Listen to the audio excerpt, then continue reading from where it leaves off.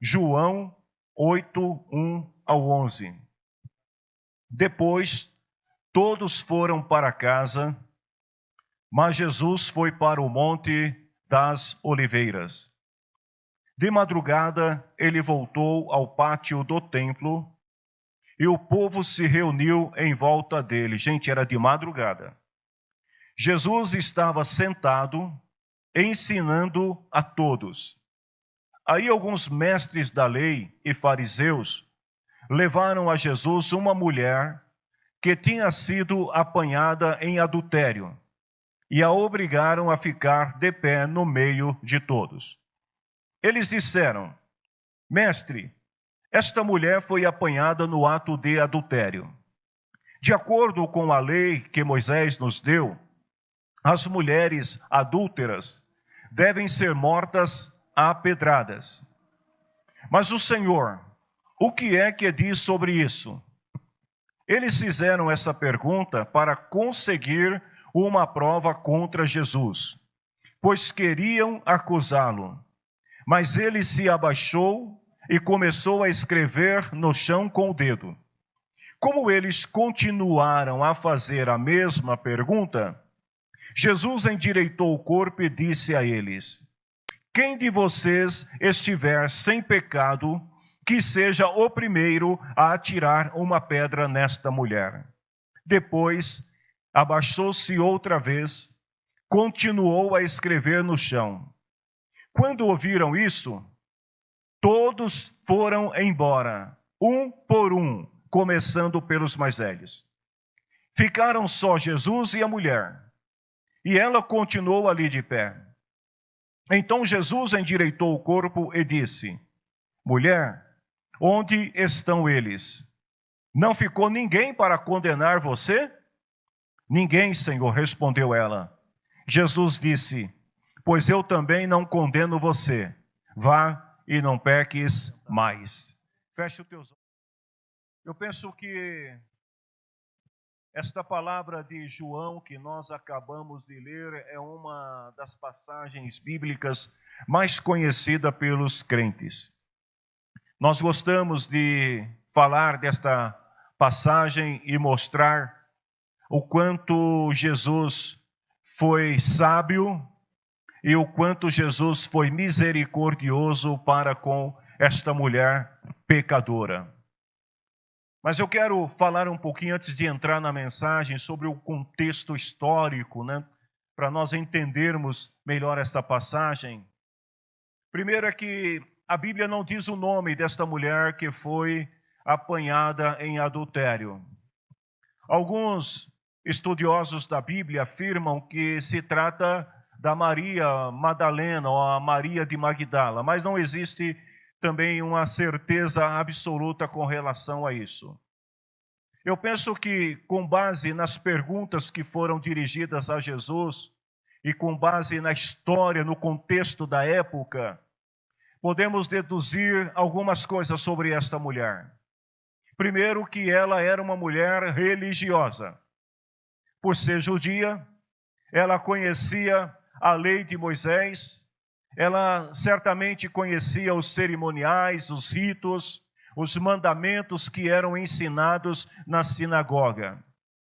Eu também imagino que, com base nesse texto aqui, pela descrição que faz o autor, que esta mulher era uma mulher casada. Então nós vamos partir desse pressuposto, que ela era uma mulher casada. Talvez, vale a pena dizer aqui, uma casada infeliz. Talvez uma casada que não estava bem em seu matrimônio. Talvez uma casada aventureira. O texto não diz detalhes, eu estou conjecturando. Pode ser também que essa mulher fosse solteira, mas eu penso que não, porque eles citam a lei, e a lei que eles citam para Jesus se tratava de mulheres que eram casadas. Mas a pergunta que surge aqui quando a gente lê esse texto é o que motivou uma mulher judia ou uma mulher religiosa Uma mulher que provavelmente foi criada dentro de padrões rigorosos a ter um caso fora do casamento. E mais ainda, de madrugada. Será que o esposo desta mulher não a amava o suficiente? Isso também é possível, porque na cultura judaica era muito comum o pai escolher a noiva para o filho. Você ouviu, Salomão? Você ouviu, Ale? O pai escolhia. Ele ia lá, dava o dote, né? Comprava a moça, literalmente falando. E ele escolhia. O filho não tinha muito o que dizer. Então pode ser também que este fosse o caso dessa mulher. E talvez isso trouxesse a ela uma certa infelicidade pelo fato de não ser amada pelo esposo, de ter sido comprada para ser esposa. Tudo isso que eu estou falando para vocês, na verdade, são apenas suposições, baseado na história. Não é o que o texto diz, é o que nós podemos conjecturar com base na época em que este evento aconteceu. Pode ser que tenham tido outros fatores também que tenham influenciado esta mulher, motivado ela a tentar ser infiel ou a ser infiel em seu casamento. Mas vamos fazer o seguinte, vamos deixar a vida da mulher de lado. Vamos parar de conjecturar, de tentar entender o porquê, porque isso é algo muito comum do ser humano. Quando alguém comete uma falha, quando alguém erra, as pessoas ficam conjecturando, tentando entender o outro. E as pessoas ficam tentando encontrar motivos para justificar o que o outro fez. Então, vamos deixar de lado a vida da mulher, até porque, no próprio texto que nós lemos, percebe-se que esses doutores da lei, eles não estavam interessados na mulher. Eles não estavam interessados no pecado da mulher, o fato dela ter cometido adultério. Não era esse o ponto principal. Eles não estavam interessados se esta mulher tinha um amante. Prova disso é que só levaram a mulher. Eles não estavam interessados também na lei de Moisés, como eles declaram para Jesus. Na verdade, o que esses homens queriam era tentar Jesus. E o texto é muito claro nisso, que eles levam a mulher até Jesus porque eles querem tentar Jesus para ver se Jesus vai infligir ou a lei de Moisés ou a lei romana. Como assim? Vejam bem, a lei de Moisés determina que os adúlteros deveriam ser apedrejados. Porém, a lei romana, ela removeu esta lei judaica no sentido de realizar execuções de pessoas por terem cometido adultério. Então, de um lado você tem a lei de Moisés dizendo que era para apedrejar, do outro lado você tem a lei romana, e naquele momento a nação de Israel estava sob a jurisdição de Roma, então a lei romana prevalecia, e esta lei diz que não deveria. Então, quando eles trazem a mulher até Jesus, o propósito principal deles não é a mulher e o seu pecado, mas é tentar descobrir qual lei Jesus iria se submeter. Se Jesus se submete à lei de Moisés, ele estaria participando de um crime. E ele poderia ser condenado como criminoso por ter matado uma mulher onde a lei romana diz que não poderia. Se Jesus diz assim, libera a mulher, porque a lei romana diz que deve liberar, Jesus estaria desrespeitando a lei de Moisés, a lei dos profetas, estaria desrespeitando a lei de Deus no conceito dos judeus. Tem um velho ditado que diz que se correr o bicho pega, se ficar o bicho come. Jesus estava exatamente nesse cenário. Se ele fala, apedreja, é criminoso. Se ele fala, não apedreja, ele é um desrespeitador da lei de Deus que ele estava ensinando na sinagoga. Irmãos, tem hora na vida que o crente passa pela mesma situação. E o diabo, ele te coloca em situações onde você precisa decidir o que fazer. E nestas horas, a gente aprende com Jesus que a melhor coisa a fazer é não dizer nada e esperar o momento certo. Jesus está escrevendo na terra enquanto ele pensa o que vai dizer para aquelas pessoas. Os judeus, eles não trouxeram o casal diante de Jesus, porque o propósito deles era tentar Jesus. E independente de qualquer opinião que Jesus pudesse dar a respeito daquela mulher, uma coisa que nós não podemos, de forma alguma, ignorar, é que aquela mulher, ela tinha cometido um pecado.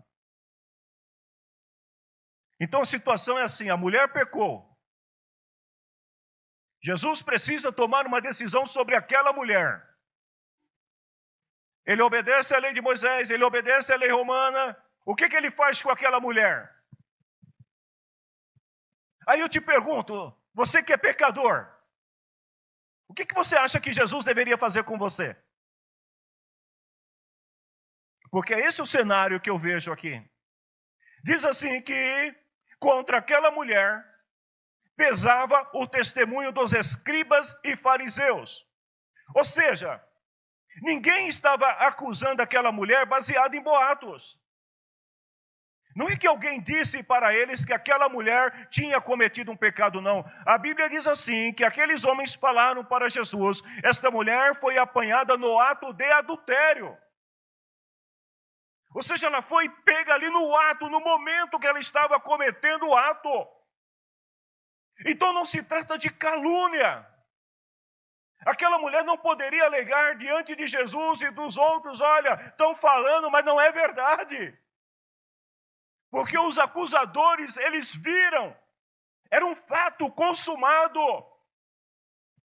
Então, mesmo antes daquela mulher ser julgada, culpada por aqueles homens ou por Jesus, como eles esperavam, a verdade é que aquela mulher, ela sabia que ela tinha pecado.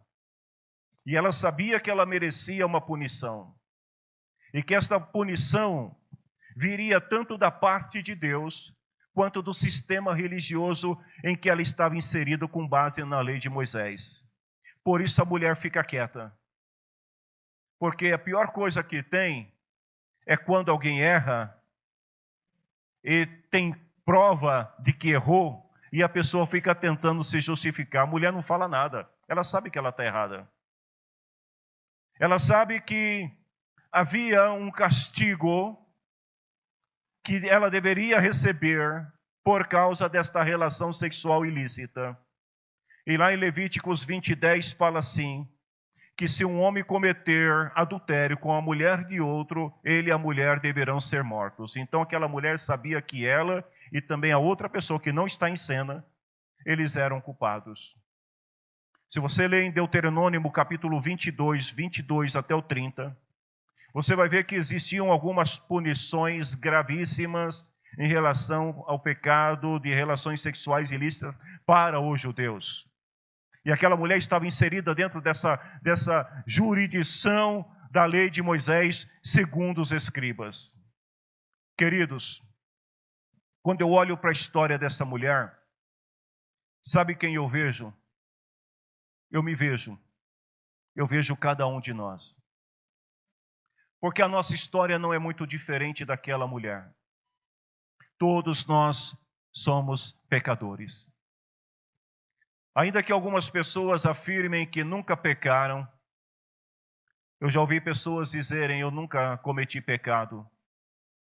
Ainda que as pessoas se considerem justos e digam assim, não, eu não tenho pecado.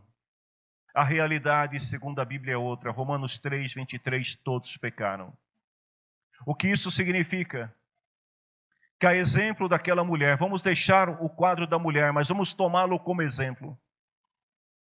Todos nós violamos a lei de Deus, o padrão que Deus estabeleceu, para que nós pudéssemos viver nesta vida. Tanto que lá em 1 João capítulo 3, versículo 4, fala assim, que quem peca é culpado de quebrar a lei de Deus, porque o pecado é a quebra da lei de Deus. Ora, se todos nós somos pecadores, significa que todos nós quebramos a lei de Deus. Que todos nós nos desviamos do padrão que Deus estabeleceu, seja você um religioso ou não religioso, seja você um crente ou descrente, todos pecamos. E vejam mais, nós pecamos muitas vezes em coisas simples que ignoramos, como, por exemplo, o pecado de omissão.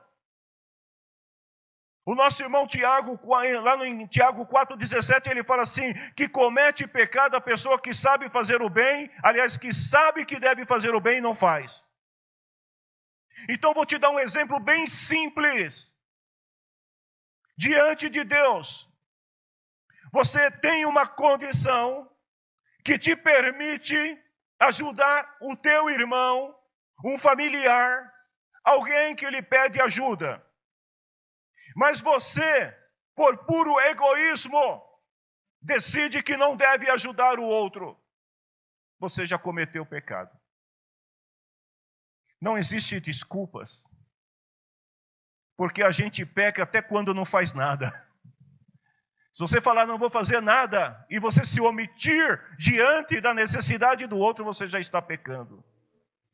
Lá em Romanos capítulo 1, versículo 20, diz assim, que Deus criou o mundo, as suas qualidades invisíveis, o seu poder eterno e a sua natureza divina, que são vistas claramente, não tem como negar a existência de Deus. E os seres humanos podem ver tudo isso nas coisas que Deus tem feito.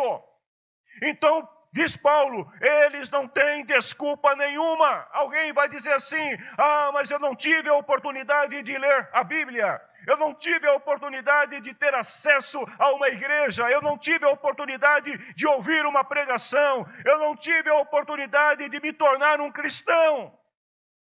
O escritor aos Hebreus está dizendo assim, que se você olhar para as qualidades invisíveis, para o poder de Deus que se revela através da própria natureza, você vai ver que existe um Deus no céu, que existe um padrão. E ele diz assim, ninguém pode se julgar ou ninguém pode se dizer que é indesculpável. Nesse mesmo capítulo de Romanos, alguns pecados que são citados e que são muitas vezes praticados.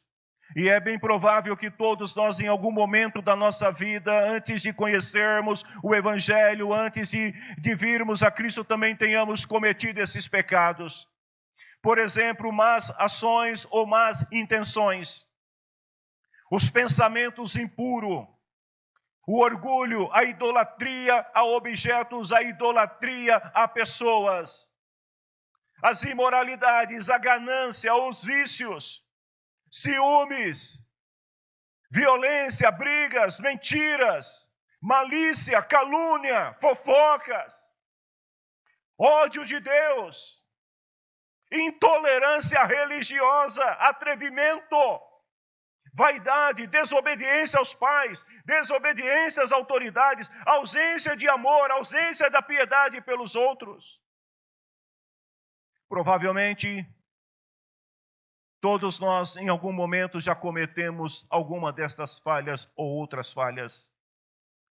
E uma vez que nós somos pecadores, nós devemos também, uma vez que agora conhecemos a Cristo, estar cientes de que o pecado ele traz consequências sobre as nossas vidas, tanto na sua vida natural, física, quanto na sua vida espiritual. É por isso que a Bíblia diz que por causa do pecado, a humanidade está afastada de Deus. A gente olha e diz, o mundo está sem Deus, o mundo precisa de Deus. A gente vê a violência se aflorando, a gente vê os conflitos, a gente vê as guerras, a gente vê tanta coisa acontecendo, as desigualdades. E diante de tudo isso, eu volto para Romanos 3:23, onde Paulo diz assim, que todos pecaram e estão afastados da presença de Deus, foram destituídos de Deus. O pecado afastou a humanidade de Deus. Então o que nós podemos esperar? Se não estivermos em Cristo, se não estivermos debaixo desse guarda-chuva chamado graça de Deus, o que pode nos esperar? Pois quem comete pecado, ainda que seja um pecado simples de ter ignorado ajuda, alguém que você poderia ter ajudado, a Bíblia diz que quem comete pecado está sob o risco de condenação. Você quer um exemplo na Bíblia? Mateus 5, 22. Jesus fala assim, eu digo para vocês, qualquer um que ficar com raiva do seu irmão, já está sob risco de condenação.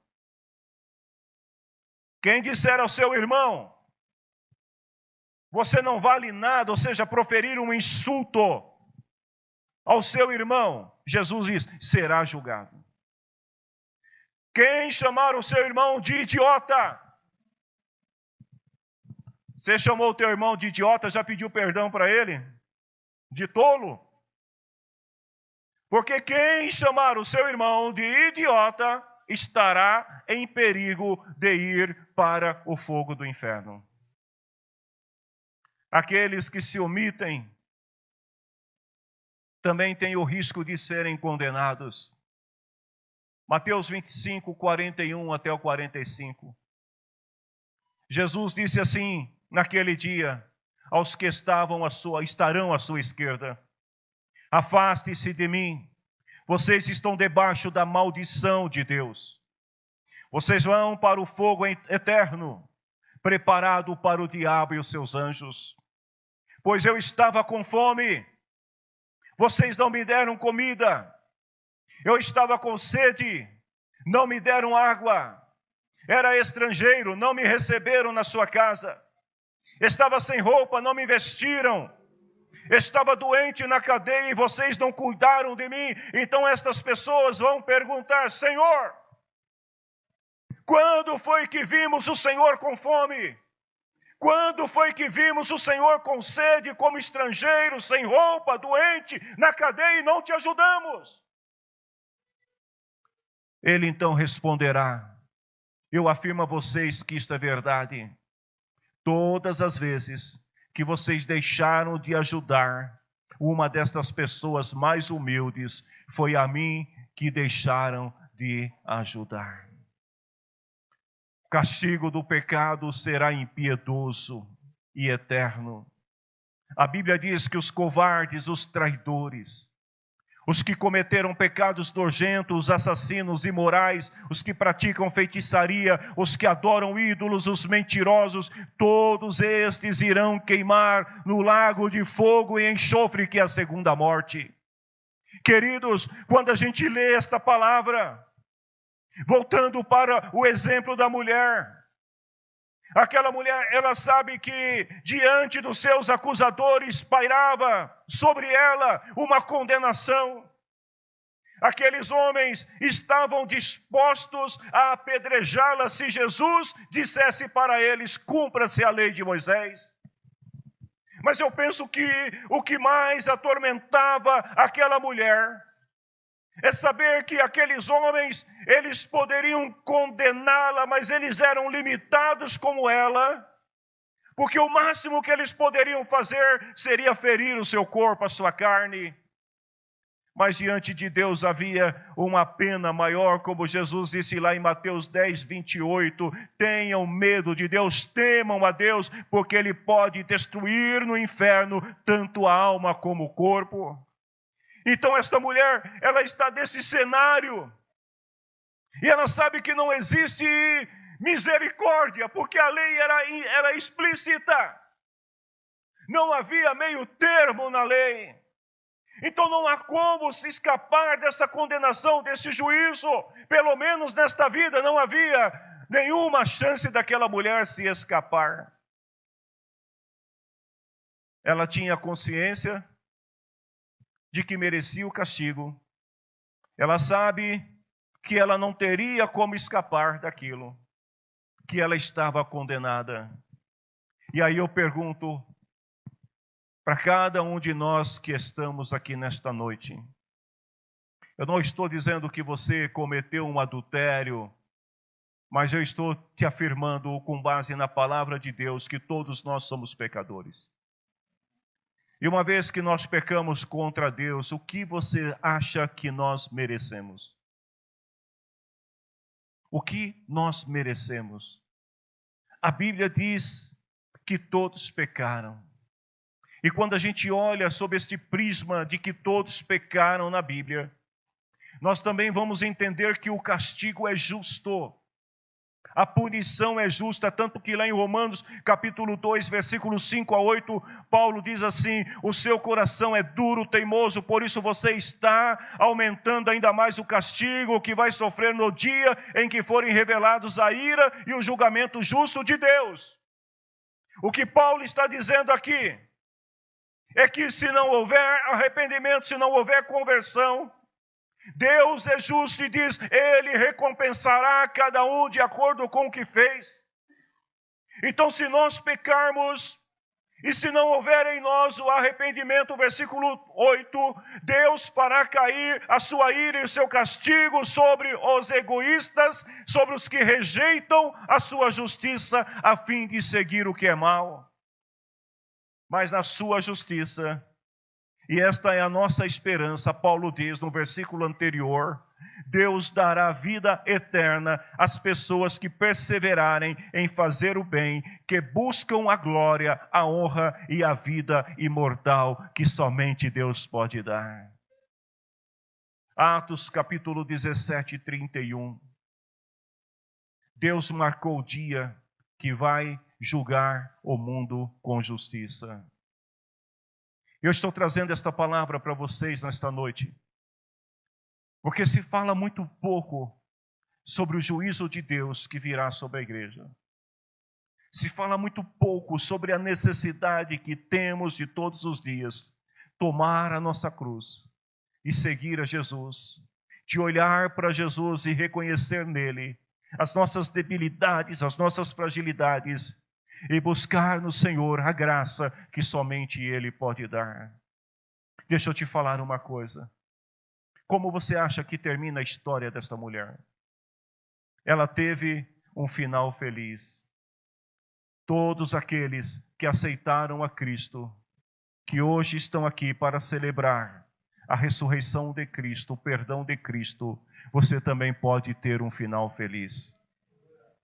Aqueles homens perceberam que assim como a mulher que foi apanhada em adultério, eles também eram culpados diante de Deus. Quando foi que esses homens perceberam isso?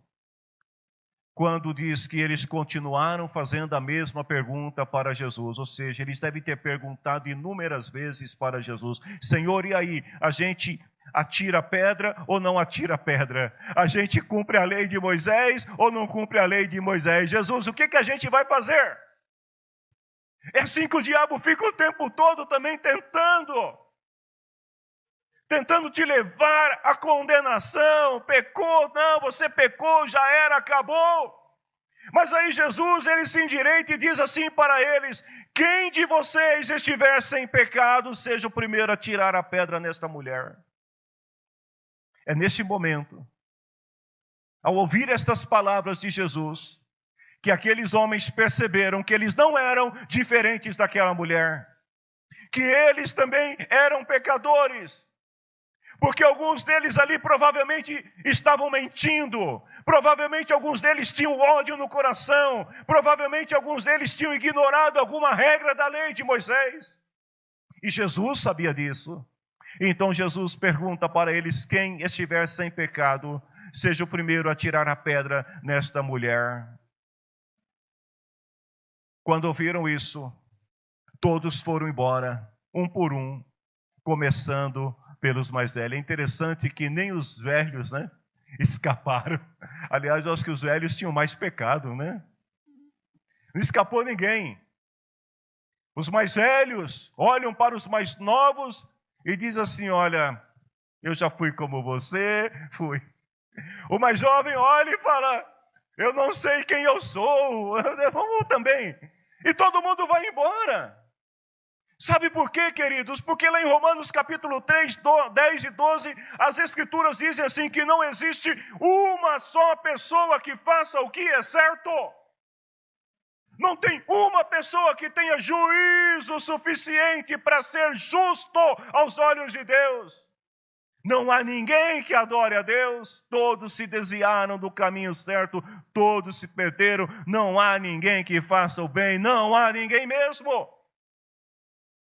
Então, quando todos vão embora, aquela mulher fica só. Vocês concordam comigo? Ela ficou sozinha ali. Não, ela não ficou sozinha. Ficou um homem com aquela mulher. Apenas um homem. O único justo dentre toda aquela multidão. O único que não cometeu nenhum pecado e que o escritor aos Hebreus, no capítulo 4, versículo 14 e 16, ele fala assim: fiquemos firmes na fé que anunciamos, pois temos um grande sacerdote, Jesus, o Filho de Deus, o qual entrou na presença de Deus. E o nosso grande sacerdote não é como aqueles que não são capazes de compreender as nossas fraquezas. Este grande sacerdote não é como os escribas, os fariseus, os acusadores. Pelo contrário, temos um grande sacerdote que foi tentado do mesmo modo que nós, mas não pecou. Por isso, irmãos, tenhamos confiança, cheguemos perto do trono divino, onde está a graça de Deus, porque ali receberemos misericórdia e encontraremos graça sempre que precisarmos de ajuda.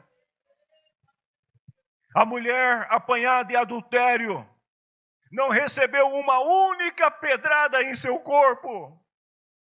E no lugar das pedradas que ela esperava receber, ouve-se as palavras gentis de misericórdia e de perdão do único homem, o grande sacerdote, capaz de perdoá-la de todos os seus pecados. Ele olha para a mulher e pergunta: mulher, onde estão os teus acusadores? Não sobrou ninguém para condenar você? E a mulher olha e diz: Senhor, não sobrou ninguém, somos nós. Se o Senhor quiser, pode atirar a pedra. Se o Senhor quiser, pode me matar. Eu entendo, eu sou pecadora. Mas Jesus disse para ela assim: eu também não condeno você. Queridos, hoje a gente tem esse privilégio de poder decidir ficar ao lado de Jesus e receber este perdão que aquela mulher recebeu naquele dia.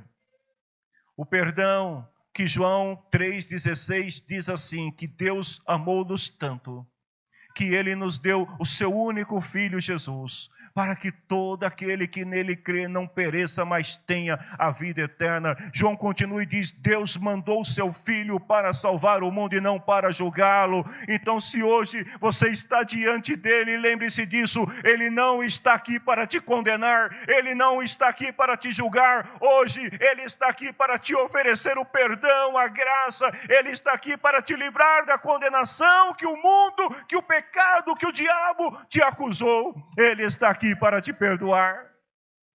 Por isso ele diz aí em Marcos 16:16, se você crer e for batizado, será salvo. Você precisa crer o que é necessário para ser perdoado. Atos 3:19, arrependam-se, voltem-se para Deus, a fim de que Ele perdoe os pecados de vocês. Só existe uma maneira de nós sermos perdoados. Eu fico imaginando, eu quero voltar um pouquinho na cena e conjecturar só mais um pouquinho. Não é a Bíblia que diz, mas eu estou imaginando aqui, que quando aqueles homens pegam a mulher no ato de adultério, então estava ela e o homem. Talvez o homem tenha oferecido, talvez, gente, eu estou conjecturando, que alguém vai dizer assim, pastor, cometeu uma heresia, falou uma coisa que não está na Bíblia. Não, estou imaginando aqui. Pode ser que o homem que estava ao lado da mulher tenha dado uma propina para os acusadores e falou: olha, vamos resolver aqui. Muitas vezes as pessoas querem ser perdoadas pelos outros, Mas ninguém tem o poder de te perdoar como Deus te perdoa. Porque o amigo, a amiga, o colega, o conhecido que diz para você, está limpo, está tudo, né? O pessoal, eu lembro que eu tinha uns irmãos lá na Rua Velha que falavam assim, está 0-0, né? Ou seja, voltou tudo ao normal, aí daqui um tempo vomitava tudo de novo. Não confie no perdão das pessoas, porque as pessoas não vão se esquecer. Confie no perdão de um Deus que te ama, que entregou o Filho dele por amor a você, e que ele diz assim, dos teus pecados eu não me lembro mais, está apagado diante de mim. É esse Deus que nós amamos, é esse Deus que nós servimos, é esse Deus que nos oferece uma nova vida. E o conselho de Jesus para aquela mulher é o mesmo conselho para os que se arrependeram hoje. Vai e não peques mais.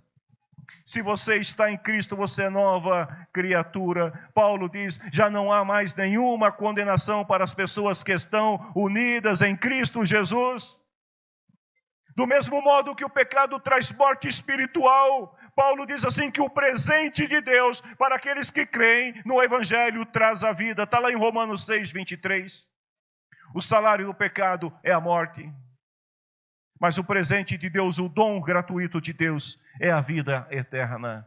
Deus nos presenteou, nós não merecíamos, nós não fizemos nada por merecer, mas Ele decidiu nos dar este presente, e Ele falou, toma, eu estou te dando o perdão dos seus pecados. Mulher, onde estão os teus acusadores? Senhor, sumiram todos, então eu também não te condeno, eu te dou o meu perdão, eu te dou este presente chamado graça, vai e não peques mais. Jesus derramou sobre aquela mulher a misericórdia e deu a ela uma segunda chance. Talvez, antes de celebrarmos a ceia nesta noite, alguém se sinta culpado pelo pecado que tenha praticado. Mas hoje você pode ouvir as mesmas palavras de perdão de Jesus para a tua vida. Eu não condeno você. Vá e não peques mais. Queridos, nós vamos celebrar a ceia do Senhor. Nós vamos hoje ter esta chance que Deus nos deu de se reconciliar com Deus por meio de Jesus Cristo. A Raquel vai louvar o Senhor, já pode ir vindo. E quando nós celebramos a ceia do Senhor, nós precisamos entender que este não é um ritual simples, comum, como muitos pensam. Como eu gostaria que todos os cristãos pudessem entender, compreender a importância deste momento. Os discípulos de Jesus tiveram este privilégio de participar ali fisicamente com Jesus da última ceia. E Jesus disse para eles, olha, eu não vou mais comer desse pão, eu não vou mais beber desse vinho com vocês aqui, até aquele dia quando vocês beberão comigo no reino de meu Pai. Então, quando nós ceamos aqui a ceia do Senhor, nós precisamos entender que isso não é um ritual simples, como alguns pensam, mas isso é um ato de fé. Porque nele nós reconhecemos que por Jesus Cristo nós somos perdoados e fomos salvos para Deus. Que hoje nós estamos celebrando aqui, mas vai chegar um dia que nós vamos estar nas bodas do Cordeiro. Nós vamos estar diante do trono de Deus. Nós vamos celebrar nesse grande e glorioso dia e juntos cearemos com o Senhor para sempre.